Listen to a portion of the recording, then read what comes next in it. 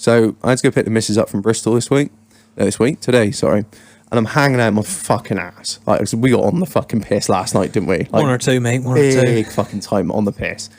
So I drive into the centre of Bristol. Of course, I take the fucking P38, all the lights, all the nudge bar. I'm wearing the vest that I'm wearing now, my fucking camo hat. So I'm just, I look like a prick. All these fucking EV cars around me, all these fucking, hyper buses and all this crap. And, everyone's, oh, hey man, you'll save the planet. I pull up this red light and I'm at the front of the queue and I look behind me and there's like a Prius and then there's like a green Tesla or something. I don't know, all these like eco shits around. Non-C cars. Yeah, and I'm just feeling like a fish out of water. But, I'll hold my ground. I'm a jippo. I'm not worried. Anyway, as the light turns green, a bloke steps out. So I slam on the brakes and think I was going to run him over. And he just goes, oh, come on, man. Like, fucking hell, look at you in your big car. And going at me. And I'm so hungover. I just really don't have the wits about me to make some funny comeback about him being a leftist socialist, got a degree and works in McDonald's cunt. So I was just again, the window doesn't work. So I open the door a bit, and the first thing that comes into my head, I was like, pedo! He fucks kids! And everyone's looking around. This bloke's like, when you say that, the whole everyone around just stares at you. He fucks kids! I've seen him on the news! And then I just shut the door and drive off.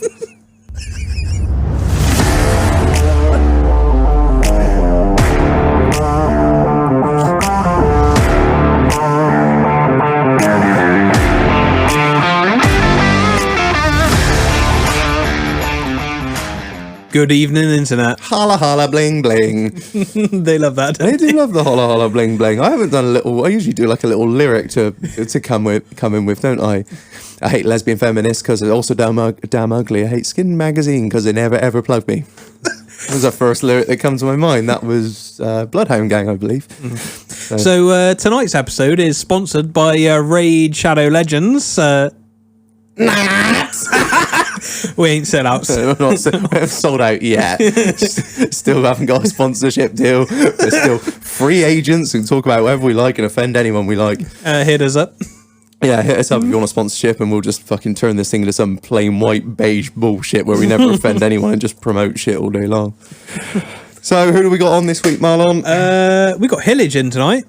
How you getting on, all right? Yeah, not too bad, guys, not too bad. Good, I'm glad to have you here. So we wanted to, I've written down here, how do I know Hillage? This is not going to be good. It's more how I don't know you, if we've spoken about this before, is that your granddad and my granddad were friends, my dad and your dad were friends, and now me and you were friends. So it was never really going to be a case of us not knowing each other. I think was more the case here. Yeah, pretty much, I reckon. Yeah. So we'll just fucking smash straight into it. Fuck it. So we'll start with the guest questions. I don't know if you know what's coming. I think you've listened to some of our podcasts before. I've listened to a couple. I thought I'd let myself know what I was getting into. Well, not really, because I asked you to come on here and you hadn't listened to any, and then you already agreed. Yeah, and then you listened to some after. You're like, thought I'd better listen to it now, and I. But you're a man of your word. You turned up, and that means a lot. So starting off, what does a sesh mean to you? Oh. Am I allowed to say everything on here or not really? Yeah, you carry on, mate. Yeah. Absolutely. I've got a job I need to try and keep, haven't I? So I better keep it a little bit down. Sesh, well, that's just getting out with the boys, isn't it? No girls allowed, just having a good time. Just sending it, really, isn't it? Full send. Whatever's on the table has got to go, hasn't it? All right, so what's the best cure for a hangover? Probably not drinking, to be honest. Oh, so...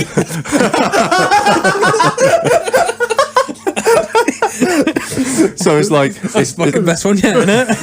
I don't even know what to say to that. It's fucking genius. Well, it works, doesn't it? Every time. I tell you what, I've never had a hangover since. Teetotal since you were 18. That's fucking brilliant. I peaked too soon in life, that's the problem. Peaked way too soon. I'm going to think about it for the whole... If I laugh throughout this podcast for no reason, just bear in mind I'm thinking of what it just said. Oh, right. Go on then. What's the next one? So, what is the most mental thing that's happened on a night out? God. I suppose one of the best ones has got to be level writing off my car. Oh yeah, That was a pretty mental night out, to be fair. Come And I can blame for that. That was we need a definitely story Tom's here. fault. We need a story. I was out on that night out, Yeah. but it didn't mean that I was in any way involved. Well, no, I wasn't even involved. Yeah, you were. I heard about it the next day. I wasn't even there. Yeah, but if it weren't for you, I wouldn't have even been there. Always blame Reg. Yeah, it's always Reg's fault. Was it after a student night? No, it was not anything to do. That was. Remember when I knocked you out on a student night? I've forgotten about this story. And now I thought I was one that was going to regret this, but I think might be. Yeah. So, which one do you want to go with? Well, I suppose I started it. Now I better finish on the one I was on about, aren't I? So, what happened was, anyway, I ended up taking Reg to Bristol with Luke and Mule, and on the way back, me and Lover were sat in the car and we thought, do you know what, we ought to probably end up going out with him. So we thought we'd be funny and surprise you, didn't we? So we got Dad's Maynard, he borrowed my car. So at the time I had a Lexus IS200, nothing special nowadays, but back then that was like the boys' thing to have, wasn't it? This is going to be so funny because the last guest we had on absolutely loves IS200s. Not last guest, but we had one on, I think, about a month ago, I think we had him on. I mean, I was makes young sense, and I did genius. think I was cool, but It was a nice car, it really was. Yeah. It was a nice car. I was a kid. You grow out of that sort of stuff. But anyway, Yeah. so just shit on everyone. It's already started. So anyway, yeah, we turned up. Daz gave us a lift in. He borrowed the car for the night because he didn't have any fuel. Me and Lovell turned up. You were in the toilet saying, "Oh, I want to go home. I want to go home." And I was pretty fucked yeah, up, you were pretty bad. We managed to convince you to stay out anyway. Hey, puppy. Oh yeah, we were. I tell you, what, Yeah. we were only on about this last night. Actually, yeah, this Yeah. night where I was in the chicken shop toilet, just like crying myself to sleep. Yeah, we ended up coming in and we're like, And you "Come on, come out. We've only just you come opened back." the door and you were like, "All right," and I was like, just got this second wind and Just cracked picked on. up and off we went. So yeah, we sent it pretty hard that night. Me and Lovell were pretty pissed. Anyway, Dad's come and picked us up, took us back up into Wales. Tried getting into Kudos, but obviously went in and pretty much got told, like, right, we're shutting in 5 minutes, so you can go now. They didn't say that before they took the money, like, Oh, yeah, typical cunts. Kudos, yeah. Never will. Yeah, typical Kudos. Anyway, I come out and Lovell pulls up in this IS200. "Oh, do you like my new car?" Being a little bit, of, like, obviously, like, pissed, I said, yeah, it's nice, I got one of this, do you drift it as well? Lovell's like, yeah, get in. So, jumped in. Bearing in mind, we're both pretty pissed at this point. Anyway, he comes out of bus station car park, gets a little bit sideways. Like, "What was that, you faggot? Come on, get it sideways." Send it. Yeah, send it. What are you doing? I was like, if this was mine, I'd have been proper sideways. Next thing, he's like, all right, watch this then. Sends it sideways straight into the curb. Completely writes the front end of the car off. So, It needed Did- a hot. Was it the front end he hit into the curb? Was yeah, it? hit It the needed a front whole- end and ripped the wheel pretty much straight off of it. Yeah, it needed a whole front Whole corner. front corner, it was- front driver's side corner. It needed And, new shocks. The shocks were like crazy money. Yeah, weren't they were expensive ones on it. I didn't put them on there, so it wasn't that bad for me, really. But Yeah, no, you weren't paying no outfit. yeah, and hands up, Lovell did pay for it. But once he hit it, I was like, "Oh, mate, God, you just hit your car." And he gave it a little bit of time and he let it sink and he's like, "Nah, it's yours." And I was genuinely that pissed. I did not know. I was like, "What?" Like, no way. It was mine all Yeah. along. I couldn't remember too much of it, but apparently I phoned up Mule like in tears. I was like, "Lovell's just hit my car." And he's like, "Oh, bring it to Wells Tire Station. I'm not there, but take it there and just leave it." So took it there, left it, and I don't know what happened. But in the morning I woke up and was like, "Shit, it's out of a car. How am I gonna get to work?" So I looked out on the drive and there's Lovell's Bora. And to this day, nobody knows how it got there. Honestly, do not know. I can't remember. Like, I must have drove it pissed. Like, because why would Lovell drive it pissed, drop me off, and then be like, "Oh, I better not drink drive. I'll walk home." Yeah. But I phoned Lovell up and was like, "Mate, what happened last night?" He's like, "Oh, I don't know. I'm pretty sure I totaled your car." I was like, "Yeah." So I've got your car on the drive. He's like, "No, you haven't. It's up the road." I was like, "Mate, it's on the drive. I'm telling you now." He's like, "Have you got the keys?" I was like, "Yeah." And he's like, "Oh." I was like, "Right, see you later, I'm off to work." Took it to work. He had to come pick it up in the afternoon. All of this is allegedly, Mike. Yeah. All of this is Oh, yeah, no, alleged this- drink this- driving. Like, this is all Just cool stories. Yeah, Yeah. just making I'm sure. going to add some Cool dinosaurs in stories. the next one, though. Drink driving is not cool, kids. Don't fucking do it. Don't fucking do it. So everyone had a good week. Yeah.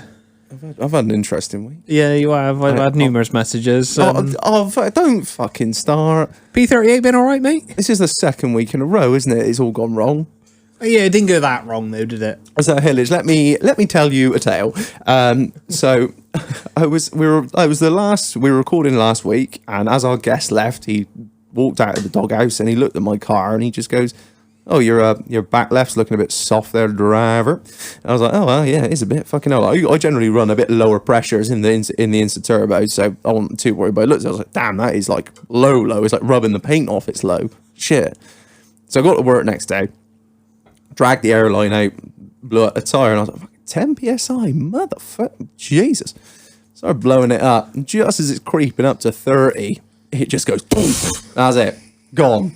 Sat on its ass, tyres on the floor. I was like, no. So look on the inside, fucking 4-inch gash on the inside, just blown out. Oh, Jesus, so it obviously had a bulge, and I didn't realise, and I just kept plumbing air into it. So the tyres ripped out, I was gutted. I was fucking livid. So I was all right, end of the world. Because I ain't got a spare because the tyre's so big I can't put it in the spare wheel well. So when I bought the tyres and I'm fitted, I was like, oh, well, don't worry about a spare. 14 mil of tread, you'll be fine. Turns out it's not fine. So I ring up my tyre guy, Tux, shout out Tux Tyres. I ring them up. Can I get another Insta Turbo Ranger 18-inch? Yeah, no worries. I'll ring you back when we got it sorted. Rings me back. Nah. I was like, what do you mean, nah? Like, no, there's just none. There's none in stock. I was like, all right, find some somewhere else. Go online. Everyone's out of stock. The whole country is out of stock of Insta Turbo Rangers. I was fucking wild. So, and I go on this one website and it says, not in stock, no ETA on restock. So I'm like, so there's none coming. There is none in the country and there's none coming. So I can't put a road tyre on the other side of this fucking car because it's the wrong size. It'll wind everything up. The numbers are the same size, but you know as well as I do, it's not the same size. So it's going to wind the diff up, and I'm going to blow a diff, and this is going to cost me a fortune. So I'm thinking to myself, am I going to have to put 4 new tyres on this car, like road tyres, to see me through? Oh, fuck this. So I go online, on eBay, actually. I thought it was last shot is go on eBay, and I find this bloke who's got a set of 5, and he wants, I don't know, I think it was like just shy of 500. No, it wasn't even that. It was like 450, I think, for like a set of 5 tyres. So I messaged him. I was like, oh, look, mate, can I, you've got a set of 5 there. Can I buy one of them? And you've still got a set of 4 to sell? He's like, yeah, that's fine. No worries. I was like, how much do you want? And I'm thinking to myself, I paid 68 ex VAT for the last lot fitted. And he's like, yeah, 120 quid. I was like, what? I was like, is that including VAT or excluding VAT? He's like, oh, I'm not VAT registered, mate. I was like, oh my fucking God. Well, I ain't got a choice. No, what am I going to do? No. I haven't got a fucking choice here. So I suck a big black rubbery dick. And I was like, all right, I'll pay you 120 quid, but it better be here tomorrow. Fuck me. It was, I give him his due, it was here tomorrow. But I was very, very angry about that. So that was an unexpected little fucking fee I've had. But, you know, you dance with the devil, you know, this is what you're going to get. They're remolds, aren't they? So yeah, but like Instas are usually like, they are usually plentiful. Well, that's what I mean. You know what the worst part was? The worst part was it couldn't even be a front tyre. The front tyres were lower on tread than the rears, obviously. But the rear tyre literally had 12 mil of tread left. It's always got to be one of the best tyres. That's how it works, mate. I was fucking furious. So, yeah, that's a few. What was it? Oh, I'm a vaccination. I'm a vaccination. Yeah. I'm a vaccination last week. Don't know why. I am not in the fucking bracket. You're younger than I have. I haven't had mine yet. Yeah, I'm 27, and I think the time of recording, they're doing the 32 and 33s. I've no idea why I got called in. They want to know everything when you go in there. Absolutely everything. They want to know your mother's cat's maiden name. And what you had for dinner last night. And what I had for dinner. And then when she said, oh, have you got any ongoing health issues? And I said... I got a strange fucking Land Rover addiction. Oh, shut up, you paedophile. Nonce. And I was like, does a hangover count? Thinking, I'm so funny. She looked at me dead in the eye and just goes, no. I was like, this isn't... I thought we'd have a little... It's not one of those places. I thought I'd have a little bit of back and forth, you know, a little bit of improv humour here. No, it's not. It's not the place for joking at all. No, so... Yeah, that sucked. And it wrote me off. It really did. It absolutely wrote me off. Next day, I was fucked. So like just tired, or It was weird. It was almost like the flu, but like all my joints hurt. It was like the worst hangover of my life. I was really light sensitive, so I have like a what do you call it, like a tension headache, like a vampire? Yeah, kind of, but with less biting and more fucking. And I'm a real like a light sensitive headache. Every time I look through a window, my eyes are like But yeah, no. So I'm a vaccination. Did your skin start to burn? No. Not that cool then. So no, I couldn't see myself in the reflection of the mirror, so I don't know what that says. But you're looking mighty sweet there, Mom.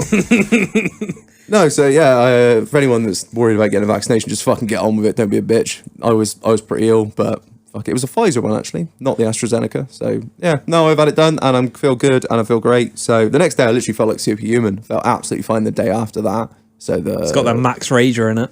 Yeah, you have no idea what I'm referring to. Is it a game? It's iZombie. Oh no! Don't start on that. We've already done fucking zombie episode. I don't like iZombie. It's rubbish. So we'll argue about this later on. Shut up. Nonce. No. But yeah. So that was it. That was my week. What about yours? Yeah, all good. Another work week at the new place, which is good. Enjoying it? Yeah, it's real nice. You fixed my car yet? Nope, that's not my problem. That sounds like the fucking every excuse a mechanic's given me ever. Oh, I didn't start it, mate, so I'm not finishing it. That is it. I didn't take it apart. I'm not putting it back together. It'll be fine, mate. It'll get back together at some point. I don't. That's not the words I want to hear. The words I want to hear is it's going to be done in a month's time, and you're going to be rocking and rolling by the end of lockdown. It'll be running next weekend. Okay, I fucking trust you. Just for a weekend, probably. Like that's all he said. Don't fucking say that, Hillage. It is a Range Rover. Yeah, he's got a good point there. Why is it every guest we have on, even you have fucking your family have a Range Rover, you own Land Rovers, but so I know firsthand that they're not very good. That's it. Everyone's got to rip me, just rip. Easy target, innit? I don't. Yeah, you know it. Fuck you all. Fuck you, I'm done. I'm fucking done. I'm leaving. I think apart from that, yeah, like I've laid more slabs. I was about to ask about the patio update. This is like the fourth week in a row. I think we're 12 slabs in now. Oh, looking good. I just got 10 left to go. You fucking ground force demon, you. Oh, mate. Honestly, I did feel like Abby Titchmarsh earlier, whatever fucking... Alan Titchmarsh. And Charlie... Who's the other one? Dimmock. Charlie Dimmock, yeah, that's it, yeah. My mum went to college with her. How weird is that? Yeah, I played the music and everything. Is that the ground force? I don't know. I don't know. I feel like the listeners are more invested in your patio than they are in this podcast. They probably just listen to, I wonder how Marlon's getting on with that patio. Oh, I can't wait for another Wait till it's finished. I'll bang something up on the Insta. And no one will care. No, absolutely no one will care. Oh, dear.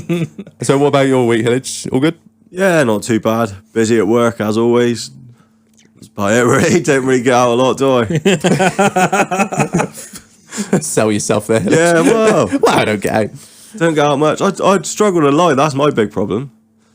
Can't talk shit. Yeah. You're going to suck on this podcast if you can't talk absolute bollocks. Oh, I've got enough stories from like my youth that would probably bring it back up a little bit. I reckon we definitely have to do an episode 2, Hillage. We haven't even started yet, and I know that it's going to be going that way, I reckon. So that sort of leads quite nicely into what is it you do? So I run a shooting ground, so something a little bit different to most people, I guess. Obviously do a little bit of teaching when I've got to. I tend to try and keep out of it. Don't really dress the best, do I? Do you know what I mean? I'm not exactly someone you're going to go to for a lesson or advice. But no, yeah, it's pretty good, really. It's a bit of fun, isn't it? You're out in the countryside, you get to do what you sort of want. You're sort of your own boss, just keep everything running, make sure the traps are working smooth. Luckily, they're not like a Range Rover. They do tend to work most of the time. Honestly, I was like, this is going well. Fuck you. I'm that soundboard. Where's your bell? Ring your fucking bell. Thanks for that. That's all right, mate. So, guns. We want to talk guns because we talk cars, we talk drinking, we talk pissed up stories on this podcast. And I was like, what man things do people like? And I was like, guns. Who do I know that has guns and deals with guns every day? That'd be my man Hillage. So that's why we've got you on it and tell some stories and give us a bit of an insight into the world of firearms and shooting and all that kind of stuff. Yeah, I suppose I've got a few. Not too many, probably about 13, 14 now. You yourself, Just piling them up. you yourself personally. Personally, yeah, I've got quite a few rifles. Not too many shotguns. I'm more into my rifles now than shotguns, but Nice. it all depends on what you're into, really, I suppose. Yeah, Yeah. definitely. So, what do you sort of want to know, I suppose? Well, we just want to sort of know a bit about everything, really. So you, like you said, you do a bit of tuition and whatnot. And from what I know about the shooting ground, you do sort of corporate days. Yeah, so we do a few corporate days, obviously. At the minute, with COVID and everything, the No, restrictions make it a little bit harder. Yeah, I bet it Obviously, fucking groups does. of 6 maximum. Even outside. Even outside, Oh, like groups of 6 now. Big problem is as well, obviously, the whole 2 meter rule. You can't exactly teach someone that doesn't know how to hold a shotgun Jesus, from I 2 never meters. seen Yeah, that's I a never good point. thought of mate. that. No, That makes it a little bit difficult, obviously. and probably dangerous. Yeah, you don't want someone turning You got- around at 2 meters. You ain't going to stop them, are you? Oh, yeah. That's a long way to lunge. Yeah, I don't really want holes in me. Not just yet. Got big Dave never held anything before in his life, just swinging the firearm around. Yeah, it's not the best of plans, already. Yeah, so exactly what Marlon said. So what is it like? So when you do these corporate days and you get these fucking cunts that come in from the city or whatever, and I'm sure a lot of people that listen to this podcast never held a firearm, but what is it like handing somebody a loaded firearm that's never held one before? Are you like, oh my fucking God, what am I doing? You get some people that pick it up and you think, oh my God, they are not going to be safe with this. Not so Shit's much. about to go Yeah, down. not so much as in they're going to be dangerous. It's just, you can see they're nervous. They don't know how to handle a gun. Yeah. They're holding it like it's something really dangerous. At the end of the day, a gun doesn't do nothing. Then it's always the person behind it. Yeah, of course. Yeah, Guns don't kill people. Rappers doing it. I seen it on that documentary on BBC Two. That's the one. I watched it as Sound well, of I the reckon. But no, it's quite funny, really, because a lot of people obviously never ever held a gun before. It's completely alien to them. But we get quite a lot of people come down that you sort of would have thought, oh my God, they're definitely they're going to shoot someone for sure. Yeah. Just from looking at them. Just from looking at them, You're yeah. like, oh my God. But it's quite funny because you give them a gun and it's like, oh dear, what do I do? And I think a lot of people have got a lot more respect for it than you actually think. Yeah, yeah. So, After that first pull of the trigger, they're like, oh, well, this could kill someone. yeah, I think it's sort of like one of those things, and it's not Call of Duty. You don't get respawn points in real life. That is not a thing. Don't get respawn points in real life, man. So is there like a particular group of people, like, Jews? No. Nah, we don't allow that. When you have like a corporate day and like for sake of argument, you say you have some bankers come in or you've got some, I don't know, tree loggers or whatever, and you look at it and you're like, oh God. Do you ever look at like a certain group of people that are coming in and you think they're going to be trouble? Or is there like a group that's sort of well known as, oh my God, these are going to be idiots, like a stag do, that kind of Nah, stuff? to be fair, the stag dudes are pretty good. Most groups are pretty good, to be fair. If they haven't done it before, they come out, they listen to you, take a lot of what you're saying in. Yeah. They've got a lot more respect for it. The worst ones, when you get the old boys that have been on the pheasant shoot since they're yeah. oh, my granddad used to do Yeah, this. don't worry about that. I've been doing it for 82 years, and a safety is gospel. If you've got the safety on, that gun can't shoot someone. And you see them walking around with the guns closed up, and you think, hang on a minute, mate, you're on a shooting ground. This isn't a pheasant shoot. What are you doing? Your gun should be open. The only safe gun is an open gun. A safety does not make it safe.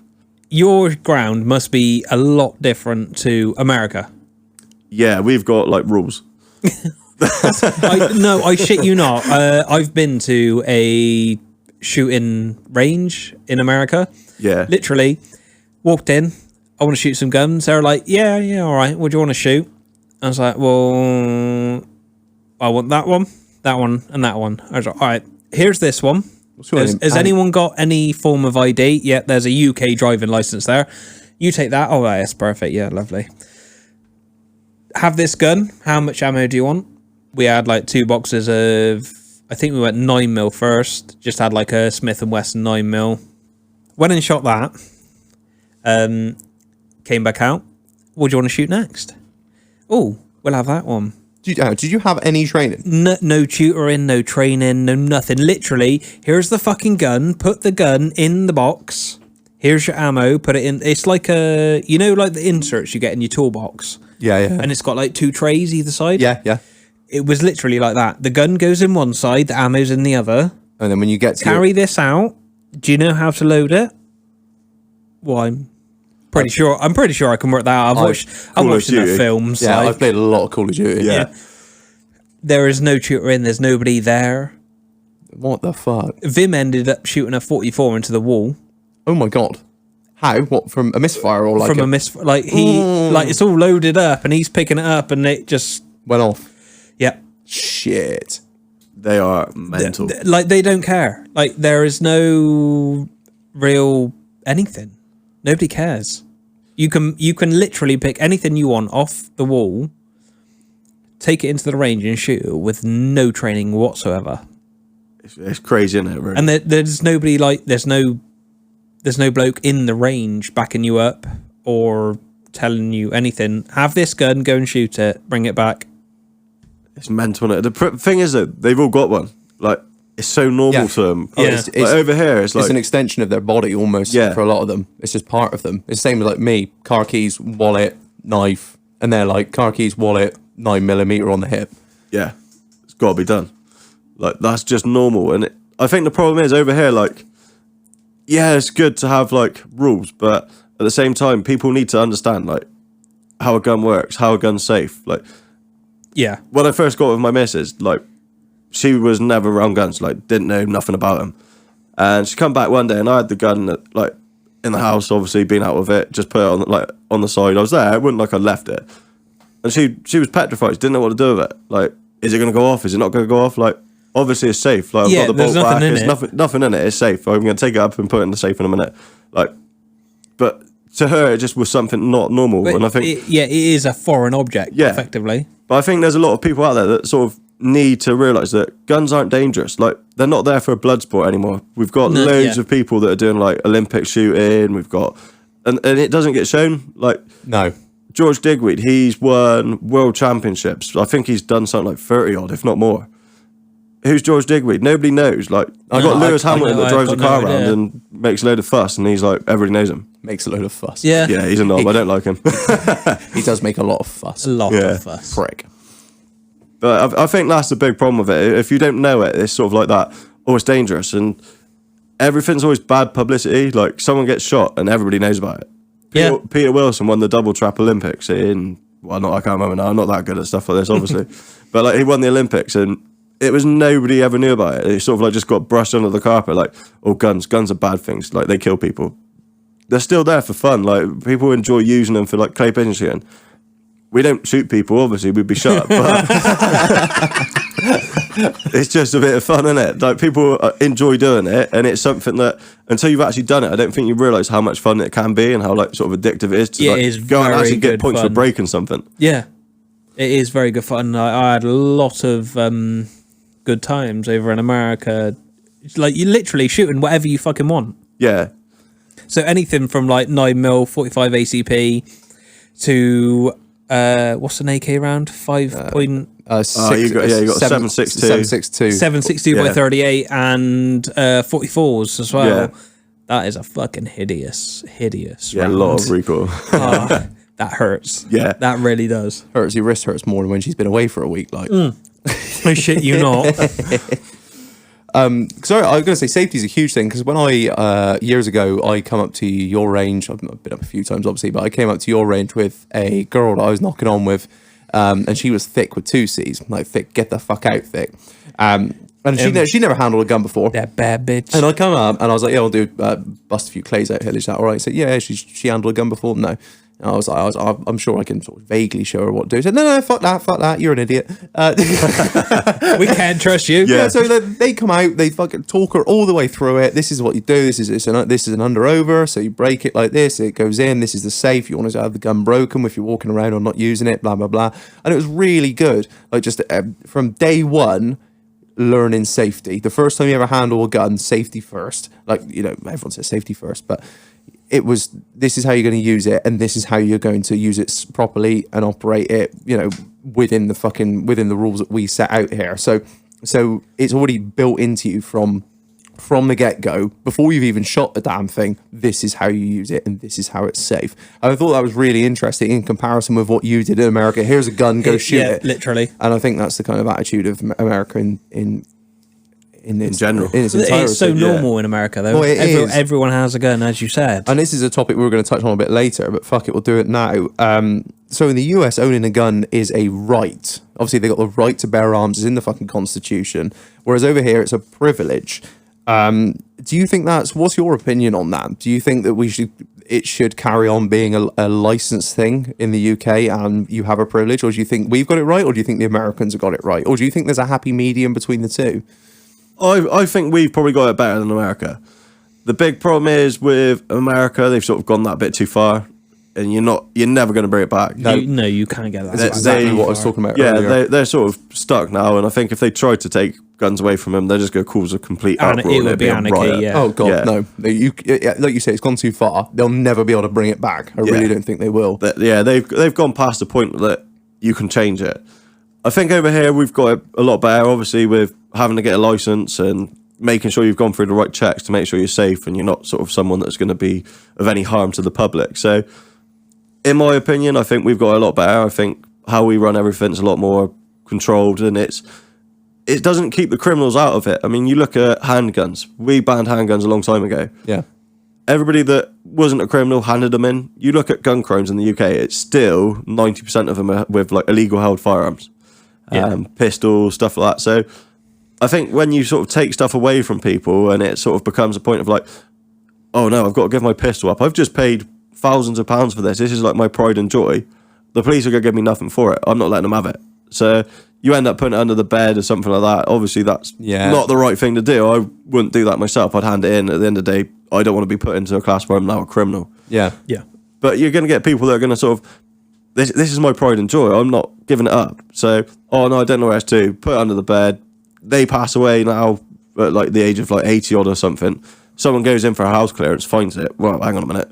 What do I do with this? Black market, loads of money. Well, you haven't really done the right thing by taking them away from people. If they were still licensed, they're still being licensed to like people hold his hands. That's what I really can't understand is that obviously it was a Dunblane massacre, and I want to say it was in '93, and I might be wrong. But I think the ban came in '96. I can't remember. It was under John. It was under John Major just after Thatcher that they brought the handgun. They banned all handguns apart from 2.2s, didn't they, to begin with? Yeah. And then a year later, Blair came in and he banned 2.2s as well. But I think the problem with that, and as far as if I remember rightly, that it wasn't Michael. Was it? No, it wasn't Michael Ryan. No, I can't remember. Anyway, the chap that committed the Dunblane massacre, which for anyone that doesn't know, a bloke walked into a primary school. He shot a lot of children, killed a lot of children, and their teacher. So, like with most things, an atrocity happens, the first thing they do is they go straight down the legislation route, ban it all, get rid of it. That will stop it ever happening again. And within reason, yes, it did. It did stop. It has until now stopped any massacres with handguns. But what you've done is you've taken that away from the bad people. But the problem was it was because he held a license as well. I think he did have a license. Yeah, I'm pretty sure he did. And that was the problem that they saw. Oh God, he had a license and he still did something mental, but he was a fucking nutcase. And if they'd have done the proper mental health checks, which they would do in this day and age, like they do with licensing for firearms and shotguns now, they have to ring your fucking doctor to make sure that you're of sound mind and you're not going to do anything stupid. So they took it away from everyone, and I think it's a shame really, because it wasn't like America where you have the legal right to buy a firearm just as anyone, as long as you're not a felon, you haven't done certain things, you don't live in certain states or certain cities, you can just own anything you fucking like.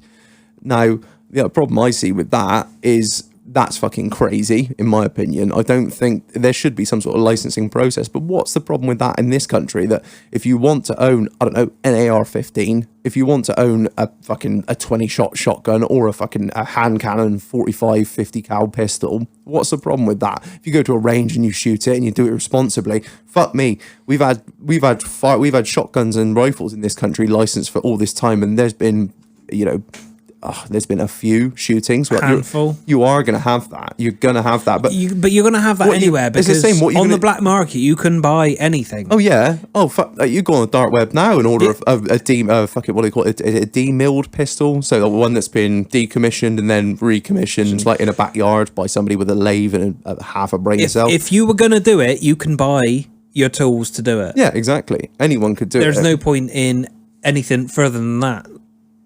If you want to, licensing wise, if you want to own a pistol, you should be able to own a pistol. I think it's I believe in. I've said it on the podcast before. I believe in individual freedoms, and I'm an adult, and I should be able to make adult fucking choices, and I shouldn't have to listen to some load of idiots in Parliament that are all old and just rich and you know what, we're going to stop the entire country doing this. It's just, fuck off. Like, I don't want to get into politics. no politics, The whole Marlon. fucking place needs to be like redone. Oh, absolutely. Yeah, burn it all down and start again. But anyway, that's a totally different topic entirely. But yeah, so with pistols, do you think the ban was justified in your opinion? It's a hard one to answer. It's like, it's an awkward one. If you've got something like that sort of situation put in front of you, easiest options to ban it. It is going to be a case of, oh, hang on a minute, hand pistols kill someone. Right, let's take them away. That sort of should resolve it. But the problem is it doesn't. No. It's a bit, where do you draw the line? I mean... Yeah, that's it. Like, cars kill people. Yeah, and are we going to ban them? Yeah, you can. Absolutely fucking not. We get look at the crimes, the terrorist attacks that have been happening in this country over the last few years. The stabbings. They go crazy with a knife and they stab a load of people. They in France, in Paris, in Germany. I can't remember where it was. I think it was in France. They get a lorry and they drive for a Christmas market. You do ban fucking lorries. That's it. it. You do ban knives. You can't ban fucking knives. It'd be just stupid. You can have laws in place where if you don't have a legitimate reason to carry one, then you can be done for it, which I think is it's fair enough. If you're walking around with a fucking Bowie knife hanging down your throat, why have you got that? Oh, no reason. Well, I'm Crocodile Dundee. No, obviously, fucking you're going straight to jail and getting bummed. But if I want to walk around with a Leatherman on my hip, no one going to fucking stop me. That's it. As you as an assassin, me as a mechanic, like we need knives. We have knives. We do. I mean, I've got my samurai sword down my back now. Yeah. It's one of those things. I just were excited to see me. So going on from that, you want to talk about shotgun licensing and firearms licensing. So how it's a kind of a long-standing joke between me and Hillage. Hillage sold me my first gun, my first air rifle, many moons ago, and then after a while of using that and having a great fun with it, so I bought a shotgun. Of course, I didn't have a license at the time, so I bought the shotgun and left the shotgun in Hillage's care and ownership. So storage. Sorry, so Hillage looked after said shotgun for me, and I said, "Oh, don't worry, I'll get myself a license." And I reckon that must have been 7 years ago. Easily 7 years ago. And I'm just thinking £3 a week, 7 years. I'm gonna do well out of this. I have said to him, when my license clears, I will be coming up with an amount of money and many a present, and I probably just pay up front for a 10-year membership to the ground. So I know how I get them, but for the listener's sake, and anyone that doesn't know, how do you go about getting a shotgun and or a firearms license? So shotgun license, technically as the law sees it, is everybody's got a right to a shotgun, as long as you haven't done anything stupid to sort of have that right revoked. Everybody's got a right to a shotgun license. So if you want to go clay pigeon shooting, you want to get a shotgun license, you literally need to go to your local police force. They normally have like a firearms team. Apply for a license. Takes them a long time to do it, depending on like... It's all online now, isn't it? Yeah, it's all online. It's really easy. When I first looked at applying, it was like you print out a fucking wedge of paper and you got to fill all this paperwork in, you got to post it off with and then a few times I went to apply and then I got different driving offences, so I kept having to add them, and then it got out of hand. I was like, oh, fuck this. But then I went to apply. When I actually finally applied, it's all online. It was so fucking easy. It was done in about 15 minutes. It is a lot easier online, and obviously you can now do it like pay by card. Yeah, it used to always be you had to put a check in the fucking nowadays. Who's got a check? A checkbook? What's that? I haven't had a checkbook for years. I've got one. I don't know where it is, but I have got one somewhere. Snap. I've got one. Don't know where it is. No. So that it's as easy as that. You just apply online. But when it comes to firearms, what's the difference there? So firearms is slightly different. Obviously, you haven't got a right to firearms. You've got to prove a reason to want a firearms.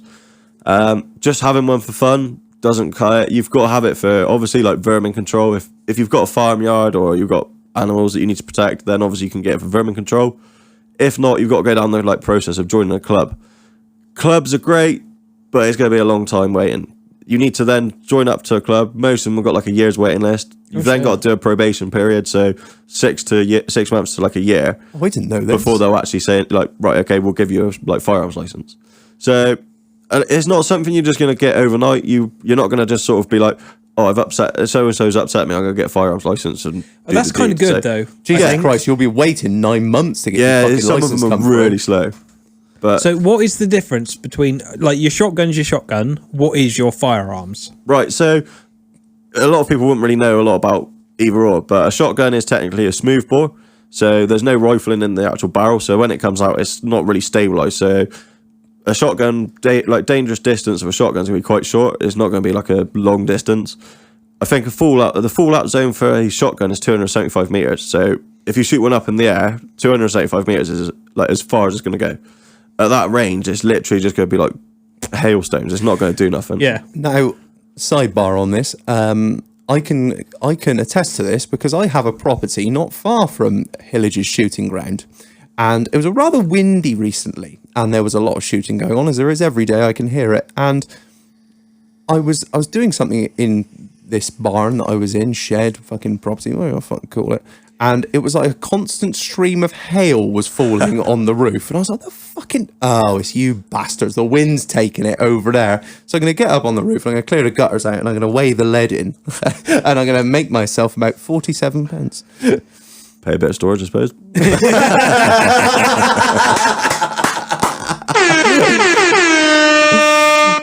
You got me there. Yeah, I suppose I ought to cover the firearms bit as well, didn't I? So when you get into your firearms, obviously you're then talking like a rifled barrel. So with the rifling, what it does is it stabilizes the round. So as it comes out the end of the barrel, it's now stabilized. So it's twisting. It's It's going like twisting as it comes out, scoring yeah. in the bar. And then that means that obviously now this round's going to travel a lot further. When you first apply for a license, what they'll tend to try and like sort of push you for is like a little 1.7 HMR or a 2.2. So you're now onto like a rim fire. So I don't know if any of you have ever seen like a rifle round, but I have. You have like a silver bit in the middle. yeah, which is your primer. And That's the firing pin strikes that, and that's what lets a round off with a rim fire. yeah. So what you've just explained is like a centre fire rifle. Yeah. They're a lot bigger, so you need an extra primer for that to actually ignite the powder. Oh, I see.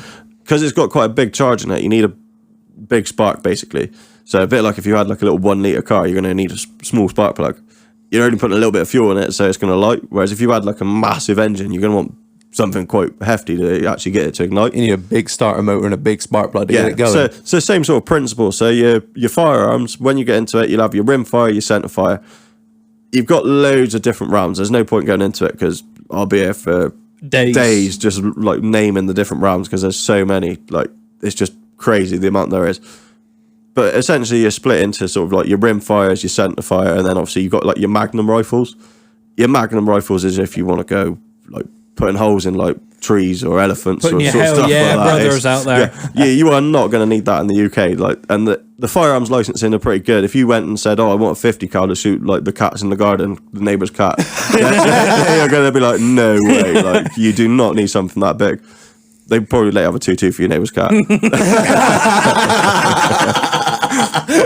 But it's stuff like that. It's sort of like common sense. It's if you're doing something like you want to be out doing target shooting at 25 meters, you're not going to need a massive rifle. So they're going to let you have your 2.2. Your little Yeah, if you've got like a problem with rabbits and rats, well, 2.2.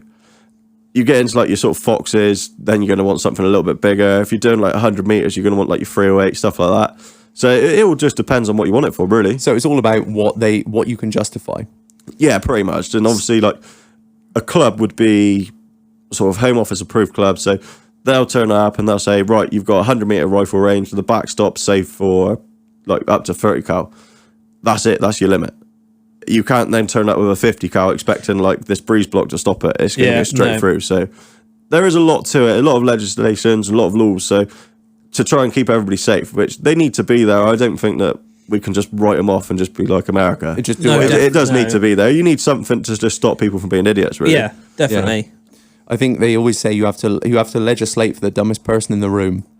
I think that goes with everything, doesn't it? If you know what I mean? Yeah. That's why we legislate for me. That's why I'm sat there. The other side of You got there at the same time. I was going to say something, but I thought I'd just keep my mouth shut. yeah, that's why I'm in the corner now and all this mics and stuff. So if you said it is a justifiable reason to own a firearms to say I want to join a club, is that a reason that you'd be allowed a firearms certificate? Yeah, definitely. If you wanted to join a club for target shooting, then it's a long process. It's not a case if you're going to do it and think over, tomorrow I'm going to get my firearms and then never go to the club. A club will write you a letter after you've done like your membership and you've done all your like probation period. If you don't turn up to the club, they will then take your license. Oh, really? So, yeah, it's not a case of like, I've got my license now, sound sorted, I don't need to go to the club, I've got my guns, solid. If you don't turn up, they will take your license. They'll be like, well, you aren't using the club, so you obviously don't need your firearms license. So they will come and take it. On the opposite end of that, so say if you had somebody with land, you had a friend that owned, I don't know, 100 acres of land, and you spoke to the person that owns it and said, can I shoot on your ground? And they said yes. And then you put in for your firearms license and said, I'm going to do vermin control on this. Is there any way that they'd check with that? They'd obviously, I guess they ring up the landowner and be like, if you said this is okay for them to shoot, what are they going to shoot? And if they've said, I'm going to shoot fucking deer, and they've put down on their thing they want a 1.7 or a 308, and the landowner says, well, no, I told them they can shoot rats. And they go, right, well, no, they can have a 2.2. Or would they just say, no, what, you fucking lied, you're not having nothing? It depends on how you sort of do it. Most people would be honest. I don't actually know anybody that sort of said, I've got permission to shoot deer when they've only got someone to shoot rats or pigeons or something like that. It's sort of one of those things. When you get into the process of it, you're normally going to be a genuine person. If you were someone that's not genuine and you phoned up and said, I want a 2.2 to shoot people, they're not going to let you have it. If you sort of don't know what you're doing, they're not going to let you have it either. So you don't tend to get that sort of people, like you don't get the idiots like that. But even in Somerset, I don't know obviously a lot of them, but most of them will like look at like land registry, see who actually owns it. So it's not a case of you just made it up. Yeah. You haven't said Joe Bloggs is going to let me shoot Bristol Airport. Like they do look into it. They're pretty good as well. Obviously they look at the land. So 308 is quite a big round. Obviously it's a legal round for shooting deer and boar. Obviously we don't get a lot of boar around here, so they're going to say, well, you don't need that around here. Like Wells High Street doesn't have boar, so we're not going to let you have it for that. Pigeons, well, I don't know. Pigeons, seagulls, yeah, but not boar. You've been out of a weekend recently? Not for a while. But it's sort of like, they'll look at the land as well. Obviously when you're shooting firearms, you need like a safe backstop. So you need to be able to make sure that whatever caliber you're going to let them have will stop. It's not a case of you're on the level somewhere, right, we'll let them have a 300 Win Mag. Because a 300 Win Mag, if you shoot it straight, it's going to clear all the levels. So Taunton is going to be in trouble. so that they'd be like, well, actually, no, there's no safe backstop, so we're going to make sure it's only like 2.2 centerfire, and that would be like your maximum round for that land. Oh right, so that makes sense. Okay, so the land is classed in a round size. Yeah, so it'd be like obviously like. If you had 2 acres in like middle of Shepton or something like that, well, like on the outskirts, obviously not in the middle, then they'd be, right, okay, well, you've got a safe backstop for 2.2, so we'll let you have a little rimfire. If you then went out to someone that's got 300 acres and it's all flat, they'd probably still be like, well, actually, we're only going to let you have 2.2 centerfire. If you've got like a big valley where you've got 600-700 yards with a bank that nothing's going to penetrate, well, all right, yeah, you can have a bigger rifle on that. That's interesting. I didn't know it was that sort of in depth, if you know what I mean. I didn't realise they went that far into it. I thought it was like, you've got land, you can have within reason not whatever you want, but you can have up to this sort of thing. But I didn't realise they took it all that into account. I think, like you say, you've got to always make sure it's safe for like the idiot. Yeah. And it's easy. Like I've got quite big rifles, and when you go out of an evening, if you're out shooting, it is sort of, you do need to think about what you're doing. It's not a case of like, oh, this land's deemed suitable by the police, I don't mind shooting the rifle up into the air. Like it is down to the person at the end of the day. You have got to make sure, is that like if I miss, if for example I did miss, is that going to be safe? Yeah. And it's always trying to make sure that it's safe. There's no point pulling the trigger and then thinking, oh dear, I don't know where that went. It's not like, if you were doing that, you wouldn't have a license. Yeah, it's definitely not acceptable. So what do you need? It's like need physically for a firearms or shotgun license? What do you need in your house? So obviously you can't just leave firearms lying around. It's not something you can just hide under the bed. Well, because in America they do, don't they? You don't need to hide it. Just leave it on the side. Yeah, look at this. I've got 44. Don't break into my house. It's not like that over here, obviously. They're stacked up on the mantelpiece. Yeah. Look at me. Look what I've got. Sort of like who's got the biggest dick in it in America. Oh, yeah. But over here, you need to have a safe. So with your shotguns, the ammunition doesn't need to be in a safe. So shotgun ammo, you can leave lying around. It's literally on the side, anywhere. Just anywhere. Anywhere as far as I'm. With like shotgun cartridges, obviously you could hold them. You can't buy them without a license. But if I brought some, we went out shooting, I left them in your car, there's nothing wrong with you having them. Like, there's no breaking the law. If you had some over here on the side, you're not breaking the law. It's just a case of you've got them. You still need to have the gun in a safe. When you get into your firearms, you now need to have a safe for your ammunition and for the guns, and they need to be separate. Can you have an internal safe within the safe? Is that still okay? Yeah, that's still all right. So some safes, like Bratton Sound, they will do like a firearms cabinet. So it'll be a little bit deeper, because obviously with a firearms, you're going to have your scope on it. It's not just like your shotgun. So it'd be a bit deeper, a little bit taller, and then in the top you'd have like a separate lock. Obviously in there you can put like your bolt from the firearms. So when they break into it, if they break in and they've got like just grab the gun, because they're not going to. Well, if they're in there for that, they don't know guns. They're just there to steal it for obviously the wrong use. They're just going to grab it. It's going to have no bolt. They may as well just picked up a tube. Do you know what I mean? Yeah. Right. So you have to remove the bolt every time. You don't have to, but it's sort of like good etiquette. It's good to make sure that best practice. It's safe. It's yeah. safe. Yeah. Yeah. And at the end of the day, no shop is going to let you have a bolt. If someone turned up and said, "Oh, I've got this firearms, but I've lost the bolt. Can I have it?" I'm not going to sell it to them unless I've seen a firearm certificate with that serial numbered rifle on there. So your firearm is connected to your certificate. Yeah. Oh yeah. If you everything you do, even I believe. Tell me if I'm wrong. A sound moderator, so a silencer, is pretty much classed as a firearm on your license. Yeah, right? it is. Yeah. So you can buy a sound moderator for air rifles, not a problem. As soon as you put them onto the firearms, they need to actually be on your ticket. So when you apply for your license, they'll say, "What do you want?" So you're going to want, for example, a 17 HMR. You're going to want your 17 HMR type would be a rifle. So you get your rifle, and then you'd have to reapply again. Well, not reapply, but put on your certificate as well. You wanted a sound mod. So you'd have a 17 rifle and a 17 sound mod, both of which would be on your your ticket, serial numbered and everything. And the sound moderator has to be treated like a firearm, so it has to be in the kit, it has to be in the safe, it has to be locked up. It still has to be locked up. Obviously, when you take it off of off the firearms, it is still classed as a firearm, but technically it's sort of not. It's useless. So it is useless. Yeah, It's like if you take the bolt out of the firearm, it is essentially useless, because the only place you're going to buy one is a range like yours, and anyone with a half a brain cell is going to be like, well, let's see your fucking ticket. I can't just sell you a bolt for a firing pin or whatever. Yeah, they're not going to let you just go in and buy it willy nilly.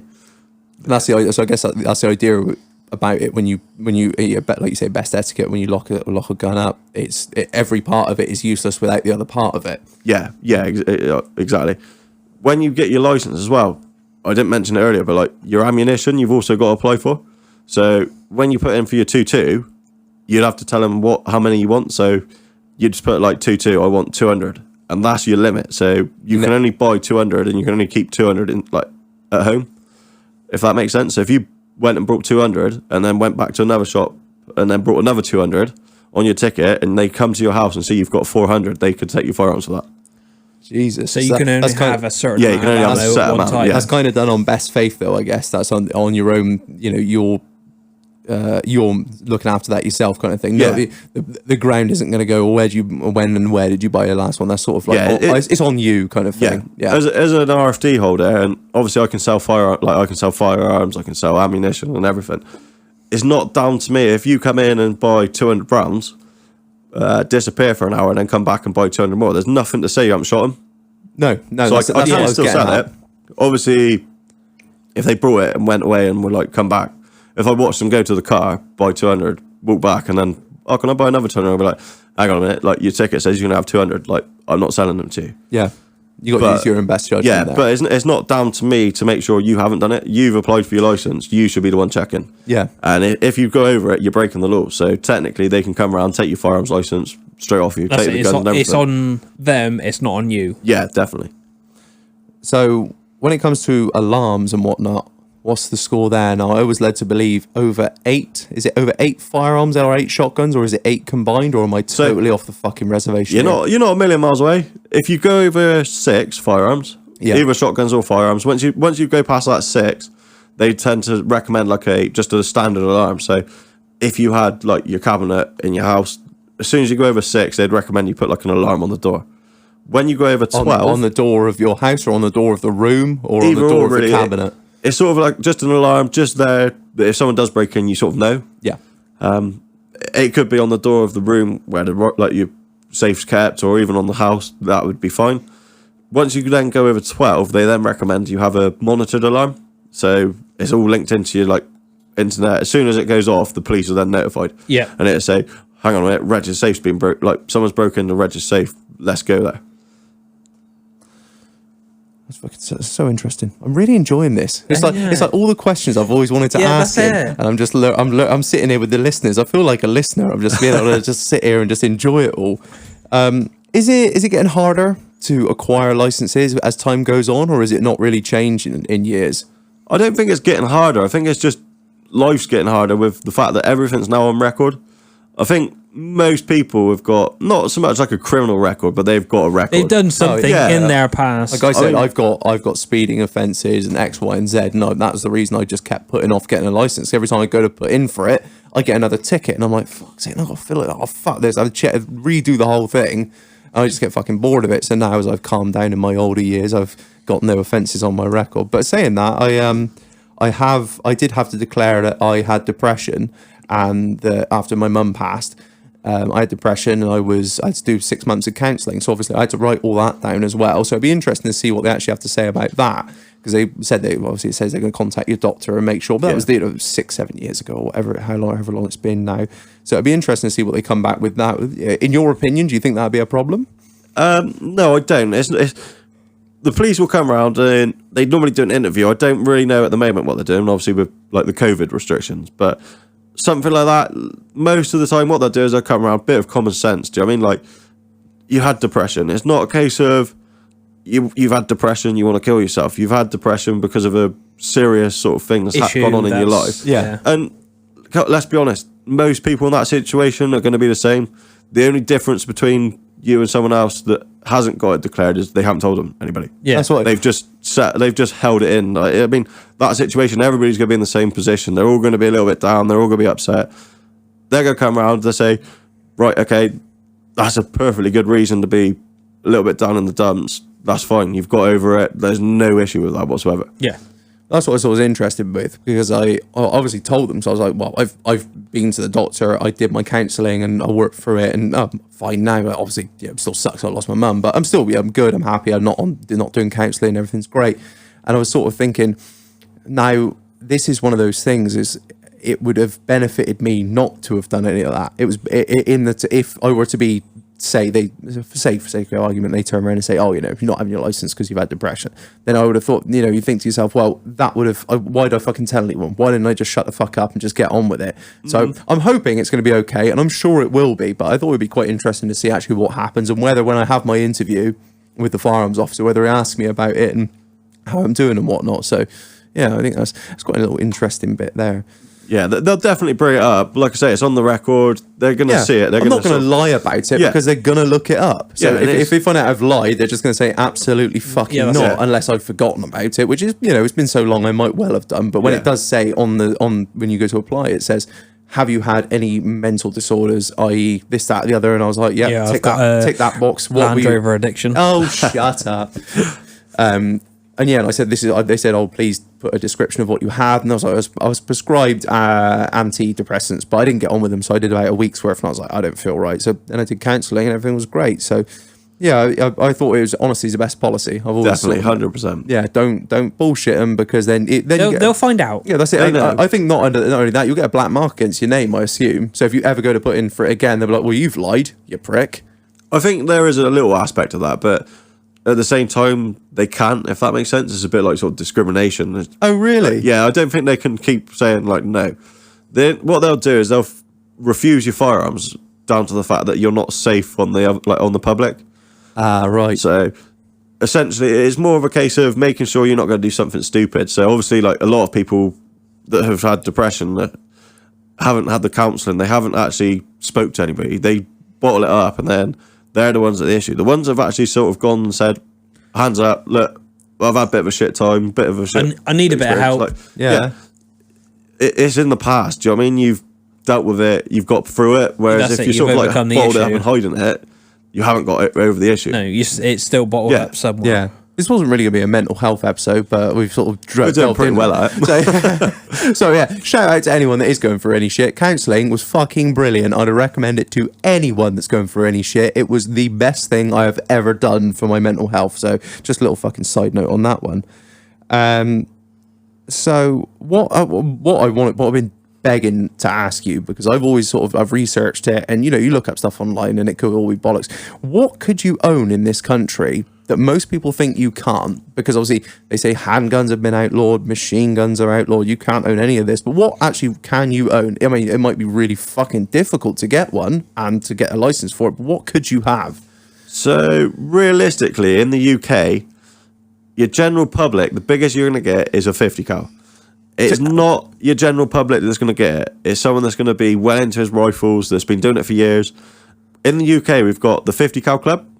So you can join up the 50 cal club. They've got loads of ranges that they go to, and you've got to be a member. It's not a case of like, oh, I want a 50 cal. I can join this club tomorrow and get one. You've got to do all your sort of procedures. So you've got to start Normal off with your little rifle, your checks. You then get your little rifle. You need to go through the ranks. Yeah, before you can get it. As a general sort of firearms for vermin control, your 308, 3006 is going to be your sort of biggest. 300 Win Mag, that's a big round. You're now going to get the, Avon and Somerset are going to be saying, hang on a minute, what do you need that for? Yeah. Like I say, boar is our biggest game in the UK. So there's nothing, boar and red deer. Red deer and boar, 270 and above you can shoot with, you can shoot them with. So once you've gone over that 270 mark, realistically, you're now getting into something like overkill. Bigger. Yeah, you don't need anything bigger. Once you've gone past that, there's no legitimate reason. There's no legitimate reason for it. So yeah, it's sort of like your 300 Win Mag's the biggest you'll get. If you join a club, you're going to get your sort of 50 cal, but that's a long time in the waiting. Oh, really? Yeah. Yeah, it's not a case of overnight. The 50 cal club aren't going to be accepting loads of memberships now because I've mentioned it and being oh yeah, we're going to have 100 of them in the UK. I think in the UK, the public, there's probably only about 20 people in the whole of the UK that have actually got a 50 cal. It's not only that. I'd love to shoot a 50 cal. We've spoken about it a few times on here on the podcast. Buying a 50 cal rifle, just buying one alone, it's got to be imported, I guess, from America or. It doesn't have to be imported from America. 50 cal, there's quite a few makes that will actually make one. So obviously you've got your Accuracy International. That's that's what the English military use. Right. You can buy a 50 cal in the UK off of them through Sportsman Gun Centre. Really? Yeah, so you can go get one off the shelf near enough. And what would that cost? Accuracy International, you're talking probably about $7 or $8 just for the gun. Yeah. Then obviously you're going to want to put scope on it. You're not going to be able to put a little £50 air rifle scope on it. You'd literally pull the trigger and it just disintegrate it. So you're now looking at $3 or $4 for just a scope. Yeah. So it's not something you're just going to get someone that's I've just got into rifles, I want to go and buy one. I mean, nobody that's just got into rifles is going to go and spend £12,000 on one gun. You could buy a massive collection for that if you were happy with little rifles. But there is a thing. And what are the rounds as well, price-wise? So in the UK, a 50 cal is £18 a shot. So that's bought, that's pre-made? That's brought, pre-made. So you go to sort of Sportsman, they'd sell you Hornady ammunition, and that would be £180 for 10 shots. And a mag holds 5. 5? Yeah, 5. Most of them would be 5. So 90 quid for a 90 quid to shoot a mag. And it is gone like that if you get into it. It's not, they'll go on a range day and they'll shoot 200-300 of them. Oh, shit. Yeah, so big money. Can you make them yourselves? You can home load them. The big problem is when you start home loading it, you can't then let someone else shoot it. So when you make ammunition, so Hornady, Winchester, all of that, they'd actually have to get their ammunition proofed. So it'd be proof marked. So if it went wrong, I can then go back and say, right, hang on a minute, Winchester ammunition's just blew up my gun. I can get back to them. And they'll pay for a new gun. And then it's to yourself. You're not going to get that. It doesn't happen. I'm not saying it happens all the time. No, but it has to be done for that reason, in case. The problem is, if I make ammunition, I do it for myself. I make my own ammunition. It's a lot cheaper, and obviously I can get a round that I want, not something I got to go and buy. I know what I'm doing. I've been doing it for years. I've got all the weights, all the scales to weigh it all out, so it's bang on. But there's nothing to say that I haven't accidentally put an extra couple of grains of powder in. That's now over what my breech can hold. So as soon as I pull the trigger, it's just going to throw the bolt back at me. Shit. So that's why you can't just make it for anybody. So if you turned up and I had some home loads, I couldn't sell them to you just in case it went wrong. Yeah. I see. So it's all got it's got to go understand through that. proofing and be safe. Make sure it is actually safe. It can only be for personal use. Yeah. Like Kentucky Ballistics. Oh, did you see that? Slat round. No, it is. Oh, Jesus. So, Marlon, you explain it. You do a better job than I will. Kentucky Ballistics, big YouTube channel in the US, gun channel. Bit like Demo. He was firing like real old slot rounds, Yeah. and They were old. They were like Vietnam old. Yeah, they were old. And he had a Surabhu firearms 50 cal single shot, Yeah. and it literally blew up. I seen that because it nearly killed him, didn't it? Yeah. That was quite bad. But the bloke just said, "Yeah, I still gonna carry on shooting." Yeah. Yeah, he didn't worry. But like, that is shout the problem. out to Kentucky Ballistics, because fucking he's an awesome bloke. Yeah, I would probably be like, not touching guns again. Like, just hideous. Yeah, it was bad, wasn't it? It was an actual accident. Really? It's just one of those freak accidents. Yeah. Yeah, you couldn't have planned it. No, because Nobody expected it. Watching the past episodes of his channel, like the amount of rounds he's actually shot out of that gun, everything's been fine. He had no reason to believe anything was going to go sideways. Nothing ever goes wrong till it does go wrong, though, doesn't it? Yeah. That is the big And it problem. went wrong. Yeah, it did. Yeah. So I think we'll cut to a short break now. We usually try and do this halfway through the podcast, but I've been so interested in talking about guns, I've just not really paid attention to where we are. We're an hour and 6 in. I've just been like, tell me more, Hillage, tell me more. Tell me more. Tell me more. Right, so I'll go get the beer of the week, and coming up after the break, my first trip to Taco Bell and why every home should have a plunger.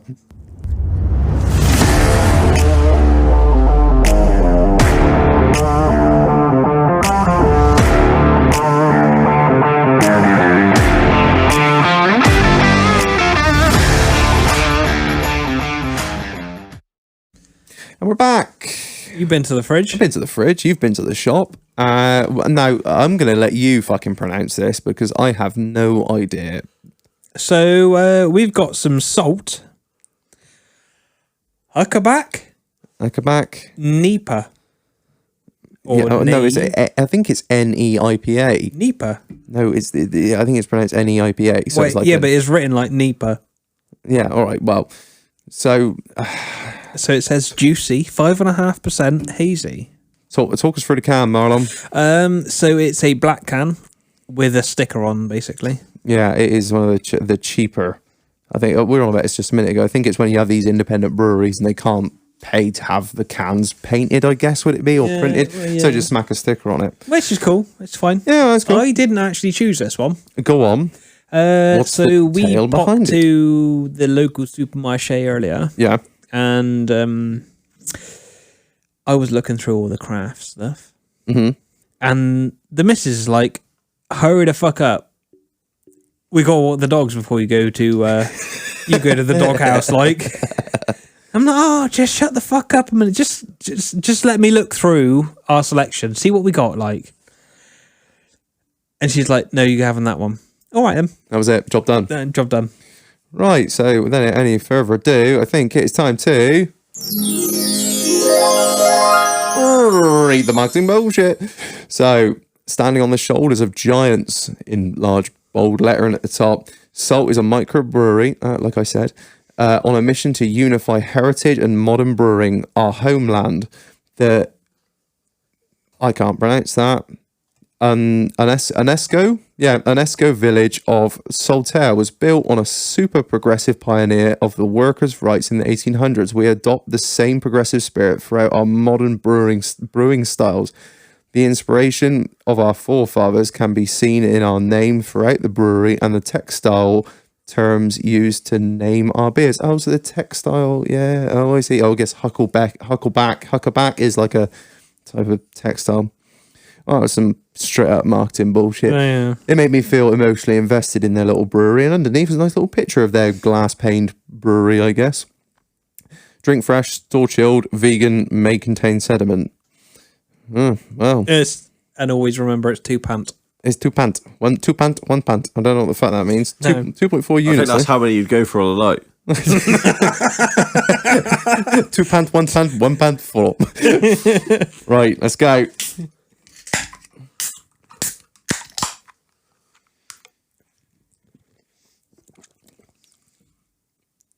It's a lot more subtle. Oh, it's like oh, that's weird. It wasn't the sort of pale ale or IPA I was expecting.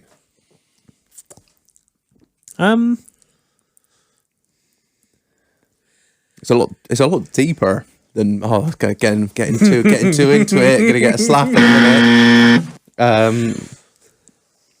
I don't know. I like it. I'll say that for it. I don't think I could drink too many. That's literally all we do. We sip it. We go, I don't know. I couldn't drink too many, or I could have one, or I could drink this all night. It's all right. It doesn't scream at me. I'm a man of flavour. I love fucking just like real hard hitting in your face, like wow, flavour. Like we were drinking that Tetley's number 4 last night. Oh god, that was some strong ass lager, just real flavourful, totally out of the fucking left field. When I like, It's not a special brew. no, it ain't special. It's drinkable. It's pretty fruity. I won't lie. It's pretty fruity. It's quite fruity. Yeah, I like it, but it's not going to be. It smells fruity as well. Yeah, it does. I'm Like, getting more smell than I am taste, if you know what I mean, which is kind of weird.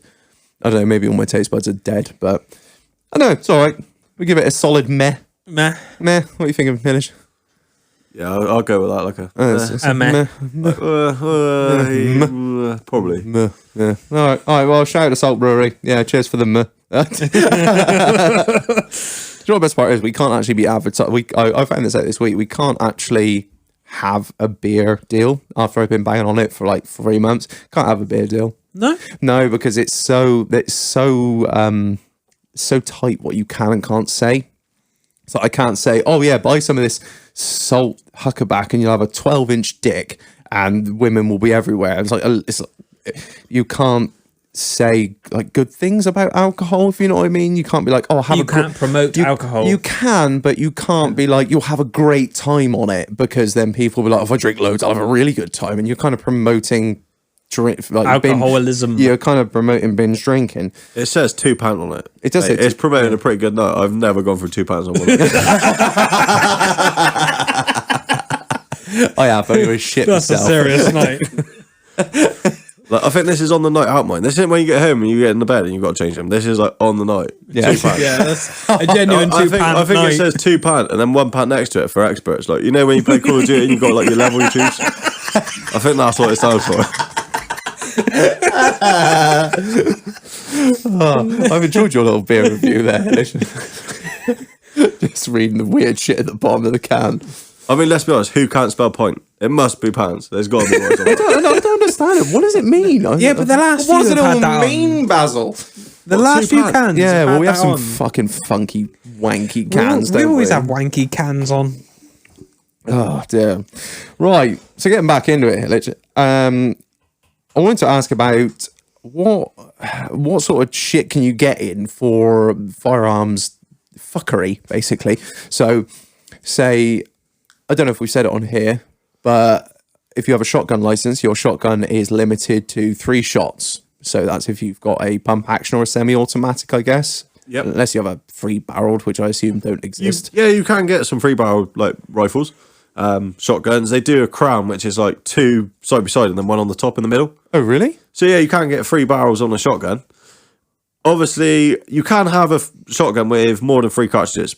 The problem is you then turn it from a shotgun license to a firearms license. Oh, so it would be a shotgun, but it have to be on a firearms ticket. On a firearms ticket, yeah. If you do it illegally, so say for example, you just get your shotgun license, you go out and buy your 3 shot, you then turn it into a 5, you're now in breach of a firearms act. You've now got a firearms without a license. Right. So technically you're in possession of a firearms with no license. So 5 years in prison you're looking at.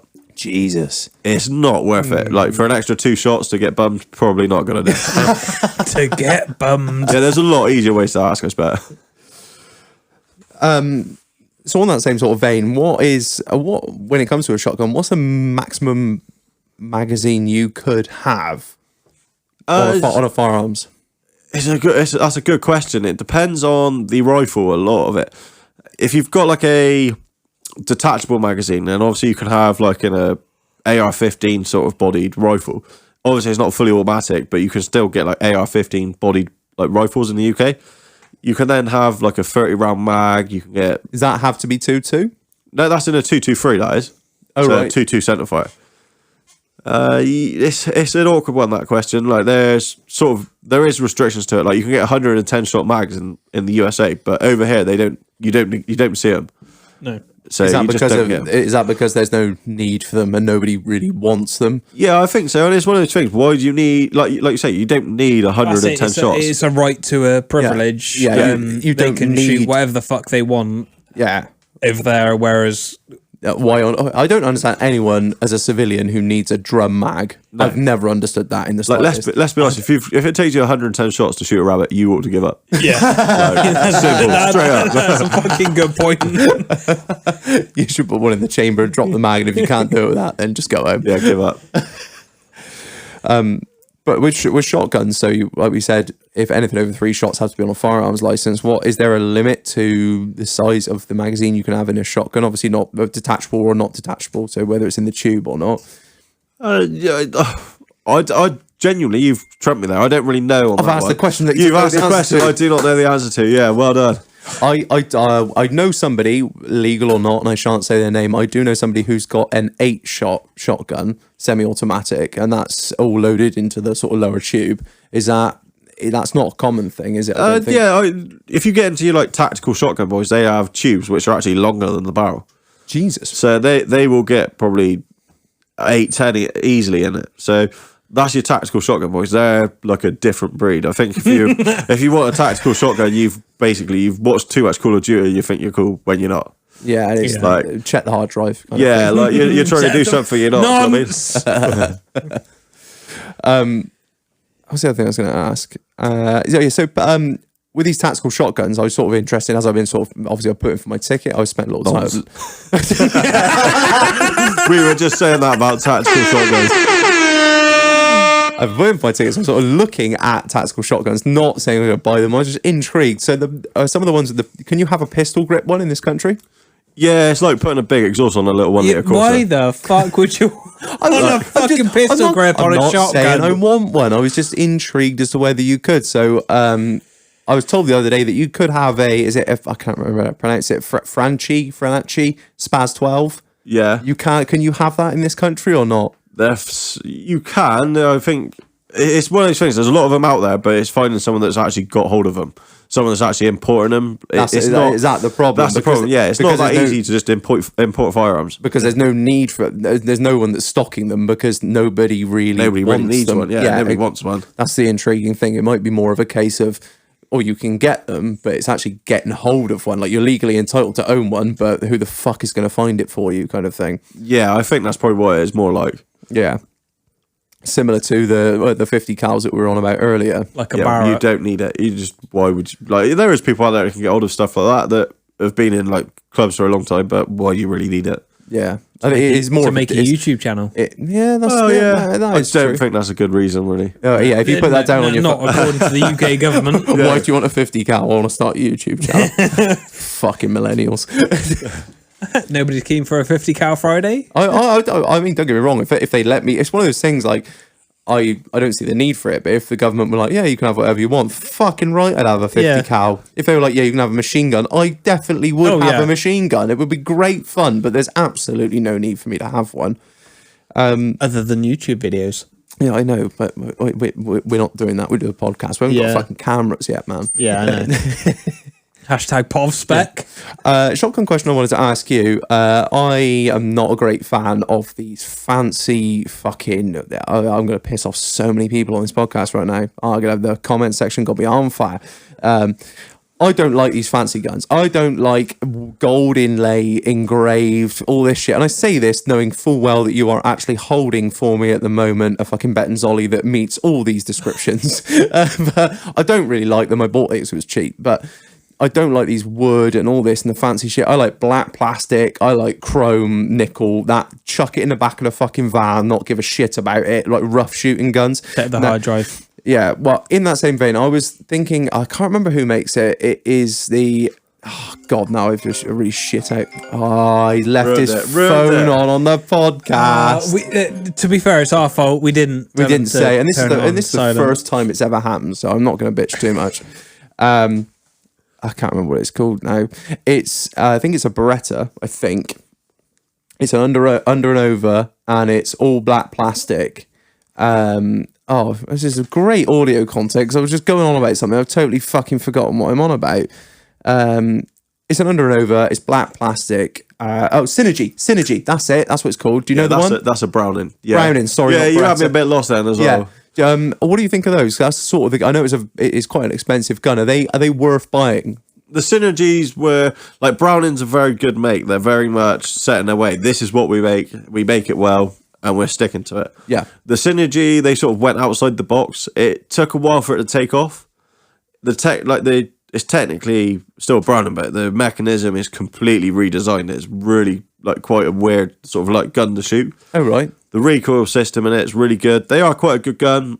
I see where you're coming from with the sort of like composite stocks and then obviously all black that you can just sort of like, you're not too worried about if you scratch it. You haven't just put a massive scratch in like $5,000 worth of like wood. That's my main thing. I can't stand like damaging expensive shit. It really drives me mad. Like it would with like, if you had like a nice like wood gun. No, things I would never want to shoot it. I'd never want to go rough. Bit of gold inlay. No, I'd never want to go rough but shooting. you'd look like a fucking mafia boss. No, I like the black plastics. What's your thoughts on them? Because it's something that I'd seriously consider buying once I get my shotgun license.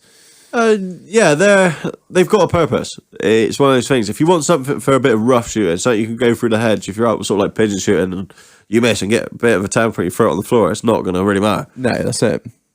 A clay ground, we're quite sort of lax. We're really sort of that's what you're into. That's what you're into. At the end of the day, we're all there for fun.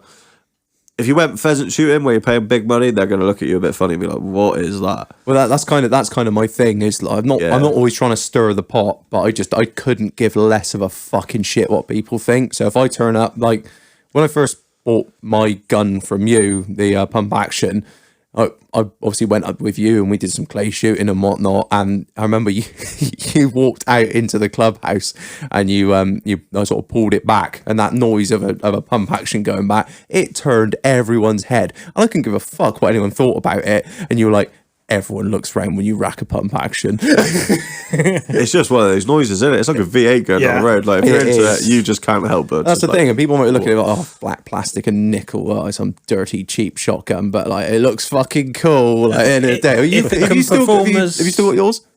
No, I sold mine a long time ago. Oh, did you? Yeah, I sort of grew out of it.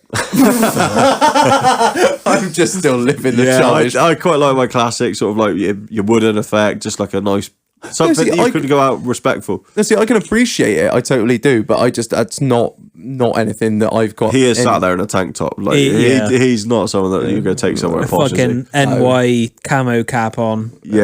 I fully respect that. I just live up to the where I live on an estate stereotype. So oil on the driveway, on the block, innit? Yeah, that's it. Not giving a fucking shit. But yeah, so when it comes to, is there a lot of snobbery around firearms and guns and stuff? Not at your ground in particular. I don't obviously get your shit on your own customers. But so like in general, if you were to go to a shoot, there has to be. Yeah, I'm sure there is. There is definitely. I mean, we're quite a good ground. We've got some like quite high end customers that do come up. They spend like big money on stuff, but I think with us, we're quite like we're different. We're a bit unique. Like we don't treat people different because of what they've come up with.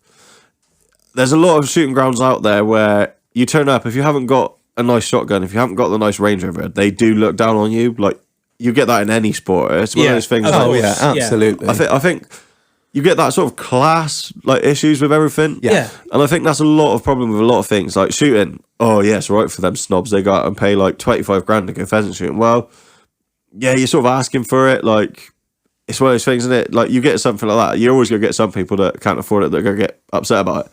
I can't afford a new Range Rover. I'd love one, but I don't see one go down the road and think, oh, he's lucky. I think he's going to break down in a minute. Yeah. It's one of those things. I don't get upset about it. I'm just not doing as well as he is. And that's how it is. That's how the world works. And I think there's a lot of people out there that see like a Ferrari and I'm on a Kia because, he's doing better than me. No fucking time for that at all.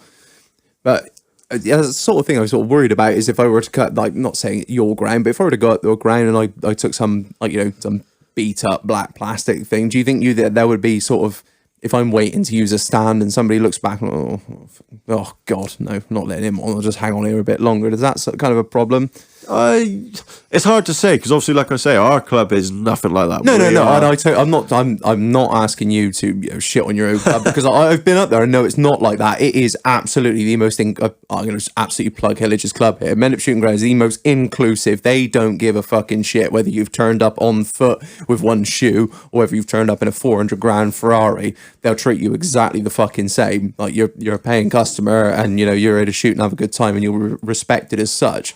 But I like you say, I do know of some clubs that would just be like, yeah, you would get that definitely, especially like with your sort of like all synthetic. It's all going to be like the worst one would be like your tactical shotgun. You're going to turn up with that, and people are going to be like, "What is wrong with this kid?" Yeah. Got anything else to add? No, I don't know. No. I think we're good. I think you have literally asked all the questions I needed to know to get my license. You going to do it then? Do you think you will? Yeah, I think I will. Not sure the missiles will be too excited, but... fucker. One quick one before we end. Anyone that is thinking about getting a license, when it comes to referees for your license, what's the deal there? So it used to always be a case of it had to be like an upstanding member of public. So someone I was going to put Reg.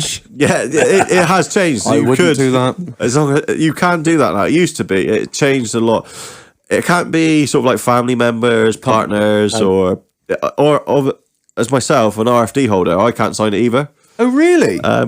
Is that because you've got a vested interest in that's what it's for. Because obviously getting a license so you make money from it. Yeah. So they won't let me sign it because it could be a case of somebody that's come in. Oh, quick! I'll sign this license. I can make 500 quid on this gun. Yeah, because they want to buy that. Yeah, so I can't do it. Like your serving police officers, people like that, they can't do it either. But like an old retired one can. Oh, right. But anybody can sign it. When I did my license, I put one of our mule. I put mule down as a referee. So obviously he's got firearms and a shotguns. And then I put another one of my long-term serving friends I've known for like 10 years or something. With that, do you think that's adequate? That's adequate. Definitely. Yeah, and as long as they just say he's not an asshole, it'll be fine. So yeah, we'll keep listeners updated as to whether I actually get a firearms license or whether they tell me to fuck off. I've got my cabinet and everything. I've had my cabinet for about a year, to be fair. I bought it before the lockdown came, and then the lockdown came, and I was like, there's no point putting in for it yet because they won't even look at it for about a year. So they are quite slow. Yeah, no, I fully appreciate that. Like they've got better things to be doing, like not a lot. Donuts, isn't it? Police, isn't it? Donuts, that's about it. Yeah, you've got it. Yeah, we're in the US. So yeah, I think that's pretty much it. Really, Marlon, you all good? Done? Gravy. Sorted. Anything else you want to talk about in my Hillage? I'm done, mate. Well, I think it's been an absolute pleasure. It's been a fucking pleasure to have you on. Yeah, thank you for coming in. Thank you for having me. Mate. I'll be honest, I couldn't give a shit what the listeners think. I've just been having the best time just sitting here. Honestly, you should have seen him. So fucking interesting. He's been in his fucking element. I have. I've just sat here just staring longingly at Hillage to answer me all these questions. So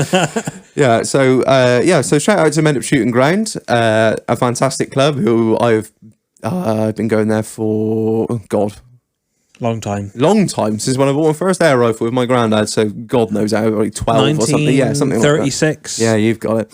So yeah, a shout out to them. The money you've invested down there is obscene. It is a legit facility. We have spent quite a lot recently, obviously putting the new clubhouse in. We've got 100 metre indoor air rifle range. Just extended our 100 bird English sport into 150 bird. And yeah, we're constantly trying to keep in front and trying to keep it all up to date and make it somewhere that everybody wants to turn up and have a go at. And it's fantastic. I've been at there multiple times. It's the fact that it's family owned as well is really nice because you go there, you get to know yourself, you get to know your mother and father, and obviously your late grandfather that started it all, who was a fantastic bloke. And now you've got your own kid. I assume that he will have it beaten into him from a young age as guns. This is what we do. We do his guns, and we do cars and 4x4s and fucking around and quarry shit and blowing stuff up. Oh yeah, quarries. I think that might be a second episode thing that we touch on because that's one thing I totally forgot to miss out. Totally forgot to do. So I think we'll have to be on another episode. So look forward to that. It's the fact that Hillage owns a quarry and many interesting things happen there, but that'll be for another day. So with that, thank you ever so much for listening. What shout-outs have we got to do, Marlon? Shout out to dranken.co.uk. Yeah, for supplying us Usual. with Four Locos, as is one of our favourite drinks of the bar. Instagram-wise, who have we got to shout out this week? Delaney, as always. Yeah, Liam Delaney. He's always fucking solid. Banger. First thing, wake up Friday morning. He's already listened. Yeah, he has. Jones Ground Maintenance, as I said before, always listening. Kudos Keith, he's on it every week. Chobs, Rap, Fat, Snaker, Top Dad, he's on there. Curbs. Curbs. Wells Rugby Club. We had them in here last night, and that's why I'm so fucked up today. Yeah, and was that so was fucked up this fucking morning. hideous. That was fantastic. So yeah, shout out to official Hegs, EH Custom Crafts. Yeah, They- something's coming. Something apparently. something is coming from EH Custom Crafts. By the time you hear this, it might well be here. But obviously, we're recording a little bit in advance. So so shout out to EA Custom Crafts. And I think that's pretty much. Oh, Jacko RS3, obviously. Somerset Hunters as well. They'll be coming. They'll be coming on the podcast very soon. So you'll be hearing them in the next couple of weeks. Hopefully, if we can pin them down to a day. Queen Bee. Yeah. Shout out to Queen Bee. Going to be soon. And yeah, I think that's pretty much it. If we've missed you, we're sorry. You should tag us more and we will remember who you are. And Silky Media, obviously. Shout out to them boys. Always. Shout out to Silky, George and Will, you fucking absolute legends. So yeah, I think we'll call that a day. Enough shout outs, enough of us doing any more of that shit. No sponsors as of yet, as always. So nothing for us. Not Raid Shadow Legends. No, we're not Raid Shadow Legends. Yeah, so anyway, thank you ever so much, Hillage, for coming on. No problem. Thanks for having me. Yeah, no, it's been fantastic. And with that, we will catch you all next week. Ciao. Oh, wait, not ciao. There's one more question we have to ask you. Just tell us something your mum doesn't know. Oh. I love this question. I keep forgetting to do it. There's been a few podcasts recently where I've forgotten to do it. I don't know. My problem is I am quite open with my mum and dad. This is the problem we've had with most of my issues. I haven't told them. You've caught me off guard. I honestly. Is there nothing you've done that you haven't told your mum? There must be something. See, the gangbang I had, I told mum. Everything. There's literally my mum knows everything. Gangbangs and all. Yeah. Bangs and all. Right. So we'll take that as a win. All right. Fantastic. Thank you for coming on, Hillage. It's been brilliant. And yeah, we will catch you all next week. We hope you've enjoyed. I've been Reg. I've been Marlon. And I've been Hillage. Right. Catch you all later. Ciao.